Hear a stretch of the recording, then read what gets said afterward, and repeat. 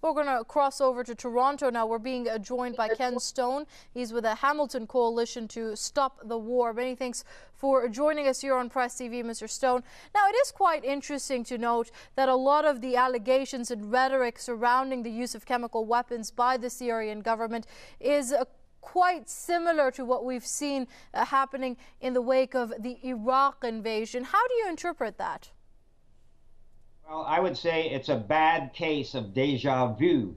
All the same lies, the same script that were used in the run-up to the war on Iraq are being used now again in the run-up to a possible war, a military intervention in Syria. The WMD line, the alleged ties of the target country to terrorism, and the turning of the leader of the country into a monster.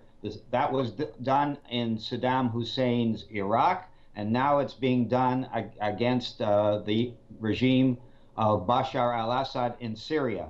And the reason that the West is doing this is to create a pretext for a humanitarian intervention in Syria. It's because the people in the West do not want war, not in the United States, Canada, or anywhere in Western Europe. And so to sell this war, the Western countries and NATO, including Canada, have to create a pretext that the people of Syria are being abused by its own government, whereas in fact, the people of Syria are being terrorized by mercenaries that are hired by the West, and the people in the West, in order to support this military intervention, have to be shaken up. They have to be driven by hysteria, as in the case of the Boston bombing, and in Canada, as in the case of the alleged via rail train plot,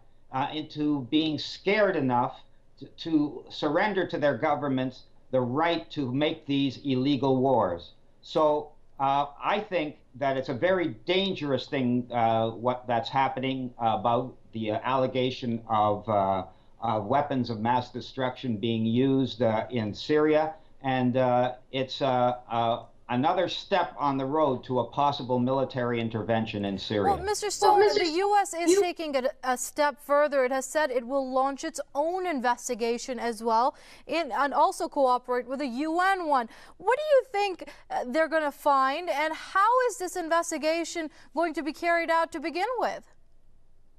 Well, again, a case of deja vu. I remember Colin Powell appearing before the United Nations with circles and arrows on drawings and aerial photographs and satellite photographs and all kinds of evidence of weapons of mass destruction that never existed. And my fear is that the United States, through its allies, will manufacture a similar phony list of WMDs that were allegedly to have been used by the Syrian government. But in fact, I believe that the evidence shows that the incident of chemical weapons usage in Syria recently was done by the mercenaries at the behest of security and intelligence forces of Western countries. In other words, it's what's called a false flag operation, to make it seem as if the Syrian government did it.